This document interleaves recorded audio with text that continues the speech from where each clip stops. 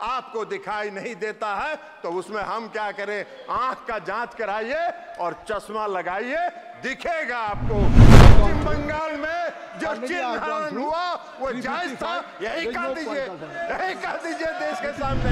वक्त बदल गया है। हाँ, अभिषेक बनर्जी जी, वक्त जरूर, सभापति महोदय, वक्त जरूर बदल गया है। आत्मनिर्भर भारत बनाने की ओर चल चुके हैं, इसलिए वक्त बदल गया है।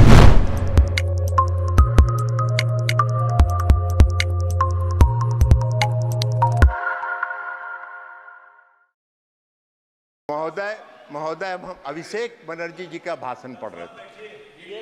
अभिषेक बनर्जी जी ने भाषण दिया और कहा कि मोदी जी का 4 जून 2024 को जो पहली सरकार बनी, rejected the people of India, which was rejected by people of India. वाह रे भाई, आपके ज्ञान का हमको प्रशंसा करना होगा कि पूर्ण बहुमत की सरकार, आप कह रहे हैं कि rejected by the peoples of India. वाह, पूर्ण बहुमत नहीं दिखता है इनको। अरे सच्चाई को अभिषेक बनर्जी जी स्वीकार करना चाहिए। इन्होंने कहा क्या भाषण में? वक्त बदल गया है, वक्त बदल गया है। हाँ, अभिषेक बनर्जी जी, वक्त जरूर, सभापति महोदय, वक्त जरूर बदल गया है।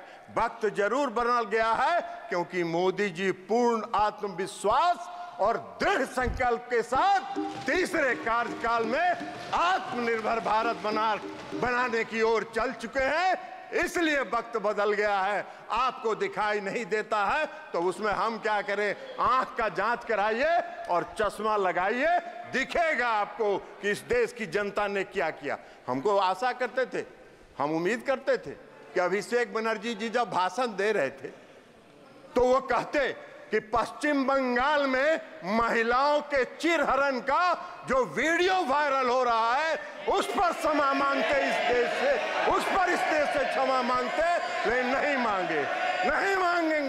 नहीं मांगेंगे क्योंकि पश्चिम बंगाल में वो जैसे चिरहरण हो रहा है, महिलाओं पर अत्याचार हो रहा है और जो आम लोगों पर अत्याचार हो रहा है वो उनको नहीं दिखता है।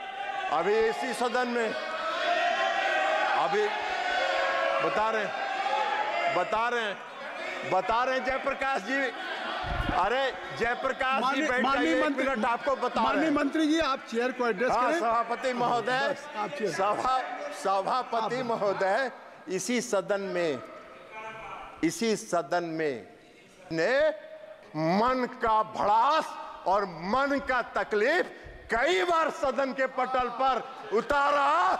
दिशा की मीटिंग नहीं हुई 5 साल तक, दिशा की मीटिंग नहीं होने दी पश्चिम बंगाल की सरकार ने। और लोकतंत्र की बात करते हैं, इनको क्या अधिकार है लोकतंत्र की बात करने का? इनको कौन सा हक है लोकतंत्र की बात करने का? कृपया रिकॉर्ड में है। माननीय सदस्य ने जो नाम लिया है, गौरव, माननीय सदस्य ने जो नाम लिया है वो रिकॉर्ड में नहीं जाएगा, रिकॉर्ड में नहीं जाएगा। जो माननीय सदस्य ने नाम लिया है, I think so. You should have patience to hear me. You must have patience to hear me. जो नाम उन्होंने माननीय सदस्य का लिया है वो रिकॉर्ड में नहीं जाएगा। अरे गौरव, आप बैठिए। अरे गौरव गोगोई जी, आप इधर बोलिए चेयर से, आप नाम मत लीजिए। आप माननीय मंत्री जी। सभापति महोदय, माननीय सदस्य गौरव गोगोई जी को नहीं, वो भी थे यहाँ, वो इस सदन में प्रेजेंट थे।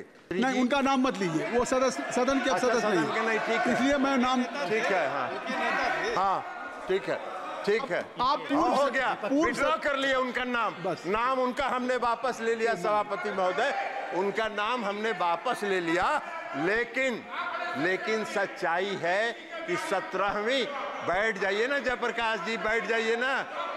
ये ना आप अपना सभापति महोदय, अपना भाषण। सभापति महोदय, मैं ये कह रहा था कि 17वीं लोकसभा के दौरान जब आपका अवसर आएगा तो बोलिएगा प्लीज। जयप्रकाश जी, प्लीज हुड्डा जी, तो कहना चाहिए, इनको कहना चाहिए, अरे इनको कहना चाहिए कि पश्चिम बंगाल में जो चिन्हरण हुआ वो जायज था। यही कह दीजिए, यही कह दीजिए देश के सामने, यही कहिए। माननीय मंत्री, आप बैठिए, मैं दूंगा। इनकी बात खत्म कर दीजिए, आप बैठ जाएं। जयप्रकाश जी आप बैठ जाएं, बैठ जाइए ना। ये क्या बात है? आप जयप्रकाश जी बैठ जाए, बैठ जाइए। माननीय सदस्य, ऐसे सदन ऐसे नहीं चलता। माननीय मंत्री जी आपसे आग्रह है कि आप अपना भाषण कृपया संक्षिप्त करें और आप चलिए माननीय सदस्य का नाम महोदय मैं नाम नहीं ले रहा हूं, मैंने नाम वापस ले लिया, नाम हमने विड्रॉ कर लिया। अब हम ये कह रहे हैं कि 17वीं लोकसभा में उस समय माननीय विरोधी दल के नेता और सबसे बड़े पार्टी के जो नेता थे, उन्होंने सदन के अंदर कई बार अपनी पीड़ा का इजहार किया कि उनके क्षेत्र में दिशा की बैठक होने नहीं दी जा रही है। और गौरव गोगोई जी बैठे हुए थे, गौरव गोगोई जी उसके गवाह हैं। जयप्रकाश जी तो उसमें थे नहीं, ये कहां से जानेंगे? तो इसलिए गौरव गोगोई जी के सामने पीड़ा हुई। एगो सीट कांग्रेस को दिया, कांग्रेस ने दिया नहीं, एक कांग्रेस एक को सब। अब उसके बाद भी लगे हुए हैं, तो लगे रहिए मुन्ना भाई, कुछ न कुछ तो मिलेगा। लेकिन 99 वाला भी खतरा है, सांप का अगर काटा तो 0 पर आइएगा। लेकिन लगे रहिए, क्या करिएगा। और पूरा भाषण हमने शैलजा जी का भी सुना, शैलजा जी का भी भाषण हमने पूरा सुना। और शैलजा जी का भाषण हमने सुना, वो पूरा हरियाणा केंद्रित है। अरे ये देश का बजट है, हरियाणा का बजट थोड़े है। जयप्रकाश जी भी अभी बोल रहे थे पूरा हरियाणा केंद्रित। अरे देश का बजट है भैया, देश पर बोलो, देश।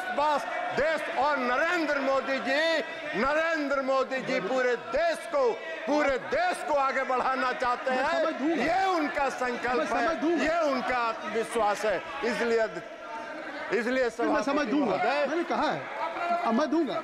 आप बैठ जाइए जयप्रकाश जी डिक्टेट नहीं कर सकते सदन में, आप बैठ जाएं। मैंने हुड्डा जी को कह दिया, रूलिंग दे दिया, आप बैठ जाइए।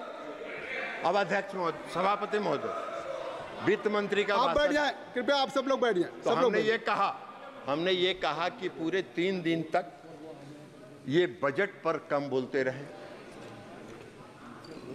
देश के प्रधानमंत्री आदरणीय नरेंद्र मोदी जी का चेहरा इनको पसंद नहीं था, तो इसलिए उनकी आलोचना में ये पूरा 3 दिन इन्होंने बिताया। अब बजट में जो प्रावधान है उसको इनको दिखाई ही नहीं पड़ा, वो देखना भी नहीं चाहते, इसलिए कि ये तो पीड़ा में है, अंदर से कष्ट में है, विचलित है। तो मन जब विचलित रहता है तो सच अच्छी बात दिखाई नहीं पड़ती है, इसलिए कह रहे हैं इनको। बजट के भाषण में, वित्त मंत्री जी के बजट के भाषण में साफ लिखा है कि 9 प्राथमिकताओं के संबंध में प्रयासों की परिकल्पना की गई है। और वो 9 प्रयास देश को आत्मनिर्भर भारत बनाने की दिशा में ले जाएगा। ये इस बजट में है, ये उनको दिखा नहीं। पहला क्या है? कृषि में उत्पादकता और अनुकूलता, रोजगार और कौशल प्रशिक्षण, समावेशी मानव संसाधन विकास और सामाजिक न्याय, विनिर्माण और सेवाएं, ऊर्जा सुरक्षा, अवसंरचना, नवाचार, अनुसंधान और विकास, और अगली पीढ़ी के सुधार। तो प्रधानमंत्री नरेंद्र मोदी जी तो अभी की पीढ़ी के अलावा अगली पीढ़ी तक भी सोच रहे हैं, इनको ये दिखाई नहीं पड़ रहा है। तो अब ये दिखाई नहीं पड़ रहा है तो इसमें हमारा क्या दोष है? आपका मन विचलित है, हम भगवान से प्रार्थना करते हैं कि आपके मन को जल्दी शांति प्रदान करे, मन के आत्मा को जल्दी से